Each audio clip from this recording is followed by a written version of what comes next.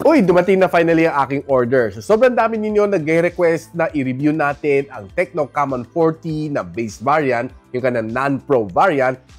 Finally nakakuha rin ako. I'm not quite sure kung bakit walang tech reviewer nag-review nito, no? But I'm pretty sure na hindi naman lahat ng tao kaya bumili ng Pro and ng Premier. So, pinagbigyan natin ang request niyo at i-review natin ang Camon 40 na non-Pro. This one is being powered by the MediaTek Helio G100 Ultimate. 5,000 mAh sa battery and meron siya 5 years sa durability ang kanyang battery. 45 watts sa kanyang fast charging, so hindi kayo tinipid. Plus, may Dolby Atmos pang stereo speakers. More details after this quick intro.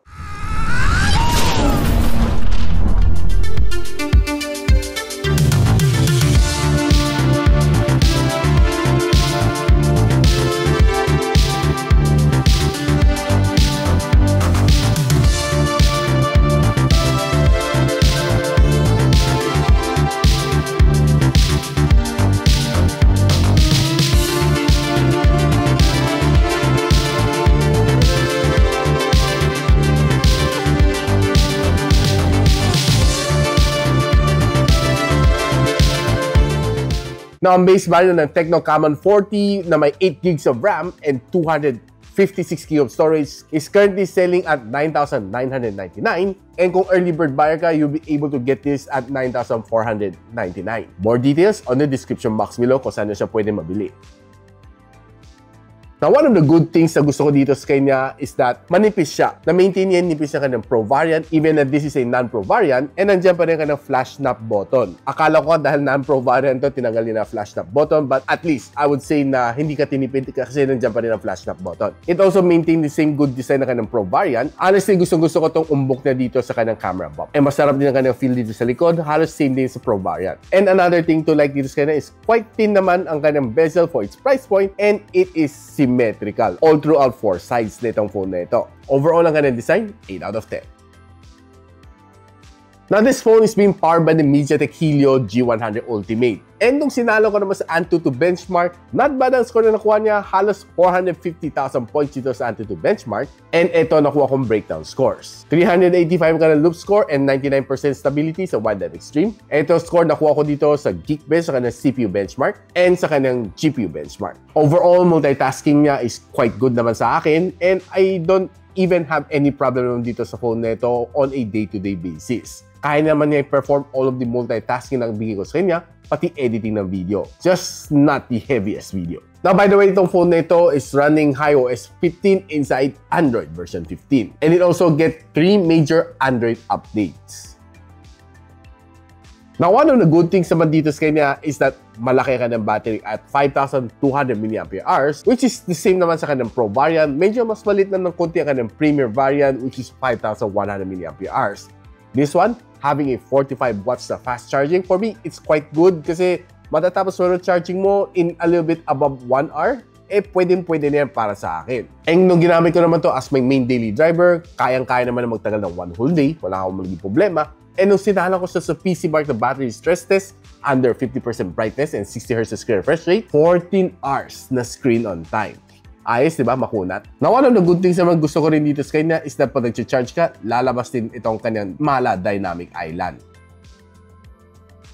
Napag-usapan naman natin ang kanyang display. This one has a 6.78-inch na AMOLED display with 120Hz of screen refresh rate, and it is being protected by the Panda King glass. Meron din siya 90% na screen-to-body ratio, and meron din siya HDR image support. Na kung ako naman tatanungin mo dito when I'm using it on socials, okay naman siya. Maganda naman kanyang display, wala akong naging problema dito. Swiping on my favorite socials like Facebook, TikTok, and Twitter, okay naman ang swiping experience ko dito sa kanya. And if you're watching naman videos dito, equally nice. Wala mo naging problema dito sa kanyang display. It was able to display brightly, clearly yung mga pinapanood ko dito. Lalo na if I'm excited watching basketball game dito dahil NBA playoffs, okay naman naging viewing experience ko dito sa kanya.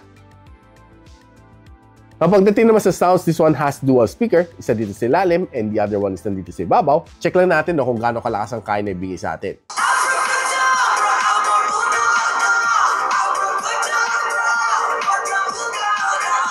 Now, honestly, kama lang kanyang sound. Hindi ganun kalakas, pero medyo may kunting pagka-imbalance siya. Mas malakas dito sa ilalim, and medyo mas mahina ng kunti dito sa ibabaw. Yun ang naging experience ko dito sa kanya.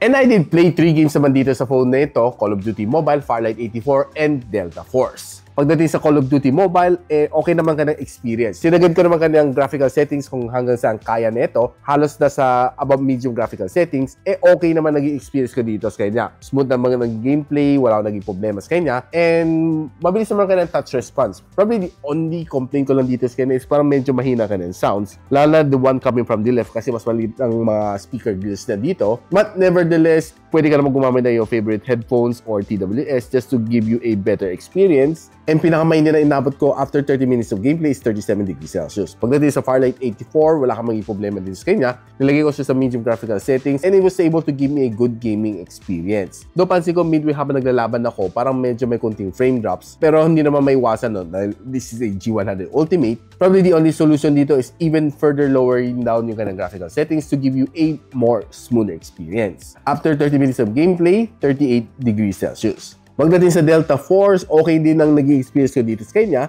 Playing this game for roughly an hour and medyo nag-enjoy naman sa kanya dito, no? Mabilis ang kanyang touch response, wala akong naging problema sa kanyang graphics, okay din naman. Probably sa sounds lang din ang only complaint ko dito sa kanya. Pero one thing na napansin ko dito sa kanya is that smooth ang kanyang gameplay, wala akong masyado napansin na frame drops, and after an hour of gameplay, it's just 35 degrees Celsius.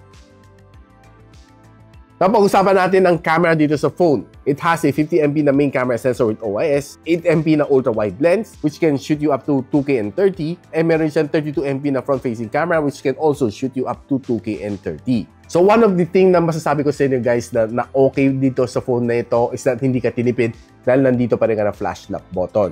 What you can do dito is double-click para pumasok sa kanyang flash snap mode. Dito makita mo flash snap. And this is perfect if you're trying to take yung mga moving object like sports, cars, or basta mga gumagala, mga mabilis gumalaw. Pag pinuno dito sa red button, it's just a camera shutter button. Yan o, di ba? I mean, it's very accessible. For me, personally, I love the function dito sa kanyang flash snap. And trying to take some photos while I'm outdoors, okay naman siya. Was able to snap some moving cars. And here are some of the outputs na nakuha natin. Pretty solid, di ba? So right now guys, pag-uusapan natin some of the shots na nakuha natin dito sa Tecno Camon 4T. And taking a look at some of this rock shot, makita natin do, okay naman ang mga pictures na nakuha ko dito sa kanya. And getting a lot of details dito sa bato, except na parang medyo nang-blur out konti and medyo namuti-kunti ang kanyang background. Taking a quick shot dito sa Rosebud, I would say na, uy, not so bad ha. Mabilis siya mag-focus and I was able to get a good snap dito sa kanya. Maganda ka ng pagka-background blur din, by the way. And taking a shot dito sa mga flowers na ito, looks quite okay, decent. And this one are okay din, kanang color, not so bad. And one thing na napansin ko rin is yung kanang green is not really that saturated. Nakukumuha ka ng mga pictures like this one when you're just walking around, okay naman, maganda naman ka ng pagkakuha, not so bad. Just don't expect it to perform like yung kanyang Pro and kanyang Premier na kapatid. But I would say na quite decent naman itong photo na ito kasi maganda namang details na nakuha ko sa clouds and okay din ang nakuha ko dito sa figure. Now, one of the things na nagustuhan ko rin dito sa kanya is that kahit this is a base variant, may AI pa rin siya. All you need to do, kung may gusto kang burahin na tao, click AI Studio, click AI Eraser, tap mo lang circle to search, i-circle mo lang yung tao na gusto mong tanggalin, start to erase, and in a little bit, mawawala na si kuya. Ayun, goodbye kuya. Ayos, di ba? I-click mo lang yung check, and i-save mo, and you'll get this photo. Wala na si kuya. Now, while on indoor, you'll be able to take some good snap din naman sa kanya. Not so bad ang kanyang camera. And okay naman, sharp pa rin ang photo if you focus it. And take a look at this one. Okay din naman siya. Not so bad ang kanyang kuha. Taking a look at some of these beams, though pag zoom in mo, hindi na siya ganun kalinaw. Pero maganda rin naman mag-focus ng kanyang camera, to be honest. Now, one of the good things naman dito is meron siya ultra-wide lens. So, you'll be able to play with it. This is a ultra-wide shot. Normal. And 2x zoom. So, okay pa rin siya after 2x zooming it. Now, marami ako nakuha mga pictures dito ng mga anime na figurines and take a quick look dito sa mga figurines ito. You'll be able to see na maganda siya, not bad. Pero probably kung pag pinagtabi mo to sa Premiere and sa Pro, medyo mas litaw konti yung mga nakakapture ng Premiere. But altogether, I would say na ito si Camon 40 na base variant is not so bad. Take a look at this figure. Masasabi ko sa inyo na parang kulang ng konting sharpness. But, well, honestly, I don't expect too much from its camera dahil sa kanyang presyo. Overall, some of these photos might look a little bit soft pag zoom in mo. Pero pag hindi mo siya zoom, I would say na not so bad ang kanyang quality. Now, taking a look naman sa kanyang selfie camera, honestly, I would say na not so bad ang kanyang front-facing camera. I was able to take some good snap naman on outdoor. Masasabi ko siya legitly good at its price point. Ang mga shots ko from the outdoor. And some shots from the indoor, well, honestly, pag zinumin mo, I would say it's soft talaga. Masasabi ko talaga siya, soft na soft mga photos when it's indoor. Now, using its front-facing camera, I would say shaky siya, pero not so bad kanang video resolution. And using the rear camera, matagtag din siya, pero I would say na yung kanyang resolution is not so bad after all, 2K. Now guys, overall, what can I say about this phone? Price at 9,999, kung early bird 9,499, for me, it's quite okay. Solid naman ang feel ko dito sa kanya, the camera is not so bad. Yung kanyang front-facing camera is not so bad. Gaming experience naman, pwede sa mga mid-graphical settings. And what I can say is that hindi ka tinipid ni Tecno dito sa phone na ito. It almost look exactly like the Tecno Camon 40 Pro at a cheaper price point. Honestly, gustong-gusto ko yung design niya. Kaya guys, ano gusto nyo dito sa Tecno Camon 40? Let me know on the comments. Kung gusto nyo malaman kung saan ko binili itong phone na ito, I'll post the link on the description box below. And if you like this video, don't forget to share it to your friends. And a quick sub dito sa aking channel is definitely awesome. I'll see you in my next video. And so, ako para si Richmond, and you're watching Gadget Sidekick. Like and subscribe to my channel. Don't forget to hit that notification bell. For one of my latest uploads, click dito. And for one of my popular uploads, click here.